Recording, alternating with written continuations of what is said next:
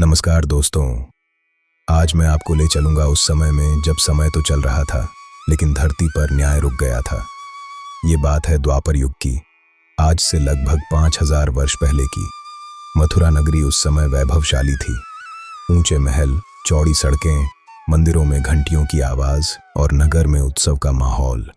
क्योंकि आज राजा कंस की बहन देवकी का विवाह यादव वंश के वीर वसुदेव से हुआ था। कंस देवकी से बहुत प्रेम करता था, उसे अपनी जान से भी ज्यादा चाहता था। इसी प्रेम में वह स्वयं रथ की लगाम थामे अपनी बहन को विदा करने चला। रथ आगे बढ़ रहा था, लोग फूल बरसा रहे थे, ढोल नगाड़े बज रहे थे। देवकी के चेहरे पर संकोच और खुशी दोनों थे। वसुदेव शांत थे, गंभीर, जैसे आने वाले समय को महसूस कर रहे हों। और तभी अचानक आकाश में बादल गरजे, बिजली चमकी, हवा रुक गई, रथ अपने आप थम गया। फिर आकाश से एक भयानक आवाज गूंजी, हे कंस, जिस बहन को तू प्रेम से विदा कर रहा है, उसी देवकी का 8वां पुत्र तेरे प्राणों का अंत करेगा। पूरा मथुरा सन्न रह गया। कंस के हाथ कांपने लगे, आंखों में डर उतर आया। जिस बहन को वह देवी मानता था, उसी को मौत की वजह समझ बैठा। क्रोध और भय में कंस ने तलवार खींच ली और देवकी की ओर बढ़ा। देवकी कांप उठी, लेकिन तभी वसुदेव आगे आए, बहुत शांत स्वर में बोले, हे कंस, यदि तुझे भय है तो देवकी को मारने से क्या लाभ? तेरा शत्रु तो अभी जन्मा भी नहीं। मैं वचन देता हूं, देवकी के जितने भी पुत्र होंगे, मैं स्वयं उन्हें तेरे सामने लाकर दूंगा। कंस कुछ क्षण रुका, डर और बुद्धि के बीच संघर्ष हुआ। आखिर उसने तलवार नीचे कर ली, लेकिन उसी पल उसके मन में अधर्म का बीज बोया जा चुका था। विवाह की खुशियां कारागार की सलाखों में बदल गईं। देवकी और वसुदेव जेल में डाल दिए गए। समय बीतता गया।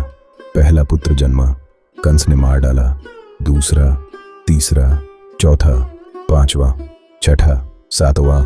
हर बार देवकी की गोद उजड़ती रही। हर बार वसुदेव मौन रहे और कंस सोचता रहा, मैं भाग्य को बदल रहा हूं। लेकिन भाग्य चुपचाप मुस्कुरा रहा था। फिर आई वह रात, भाद्रपद मास, कृष्ण पक्ष, अष्टमी की आधी रात। चारों ओर अंधेरा, मूसलाधार बारिश। कारागार में अचानक दिव्य प्रकाश फैल गया। देवकी के गर्भ से 4 भुजाओं वाले भगवान विष्णु प्रकट हुए और बोले, मैं ही कृष्ण हूं, अधर्म के विनाश के लिए धरती पर आया हूं। क्षण भर में विष्णु बालक बन गए। वासुदेव के बंधन खुल गए, द्वार अपने आप खुल गए। आकाशवाणी हुई, इस बालक को गोकुल में नंद बाबा के घर छोड़ आओ। वासुदेव टोकरी में कृष्ण को लेकर यमुना की ओर चले। यमुना उफान पर थी, लेकिन जल ने रास्ता दे दिया। शेषनाग ने फन फैलाकर बालक की रक्षा की। उसी रात गोकुल में यशोदा के यहाँ कन्या जन्मी। वासुदेव ने बालकों की अदला बदली की और लौट आए। कंस ने कन्या को पटकना चाहा, लेकिन वह आकाश में विलीन हो गई। अब कंस समझ चुका था, मृत्यु जन्म ले चुकी है। गोकुल में कृष्ण साधारण बालक की तरह पले, माखन चोरी, गाय चराना, मित्रों संग खेलना। लेकिन जब जब संकट आया, कृष्ण ने अधर्म का अंत किया। पूतना आई, कृष्ण ने प्राण खींच लिए। कालिया नाग ने यमुना को विषैला किया, कृष्ण ने उसके फन पर नृत्य किया। यशोदा ने मुंह में पूरा ब्रह्मांड देखा। इंद्र का अहंकार टूटा जब गोवर्धन पर्वत कृष्ण ने उंगली पर उठा लिया। अंत में कृष्ण मथुरा पहुंचे। अखाड़े में पहलवान गिरे और कंस अपने पापों के साथ मृत्यु को प्राप्त हुआ। लेकिन कथा यहीं नहीं रुकी। महाभारत में कृष्ण ने शस्त्र नहीं उठाया, पर गीता देकर पूरी मानवता को मार्ग दिखाया। कृष्ण ने सिखाया, कर्म करो, अहंकार छोड़ो, धर्म पर चलो।